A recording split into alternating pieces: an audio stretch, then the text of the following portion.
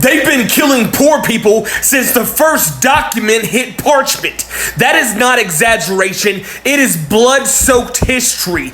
They wrote genocide into the founding papers, built fortunes on stolen bodies, called theft a free market, and lynching law and order.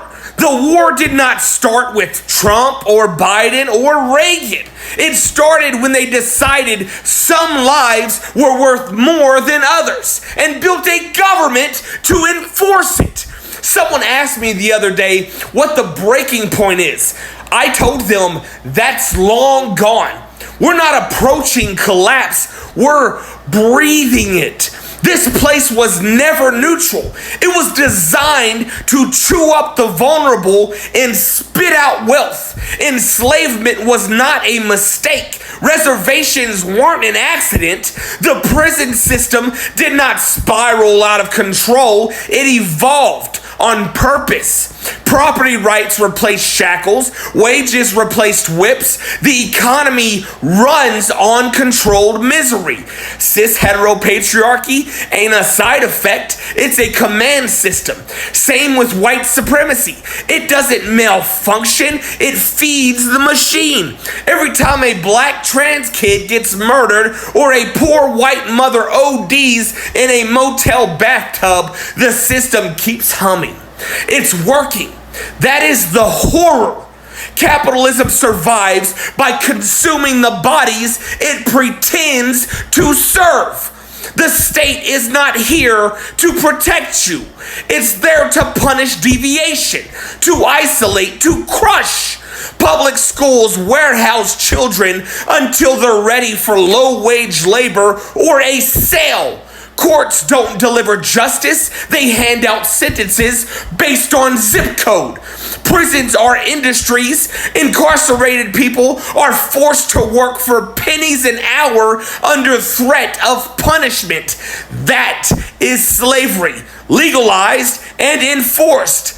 Welfare offices are not safety nets, they're control centers. Get in line, sit down, sign here, smile for the camera while your food stamps get slashed and your caseworker ignores your appeal. This is not theoretical. I have seen people bleed out in parking lots, watched corpses rot in trailers while pharmacies locked up insulin behind bulletproof glass, buried friends who froze to death because shelters were full and cops pushed them out of sight. No agency exists to help.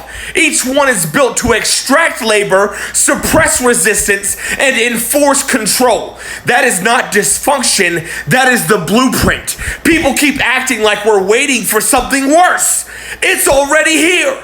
The government let over 100,000 people die of overdose last year. Half this country cannot afford rent. 27 million people lost Medicaid. Corporations bought Congress, then raised grocery prices while breaking profit records. Every institution is in on it.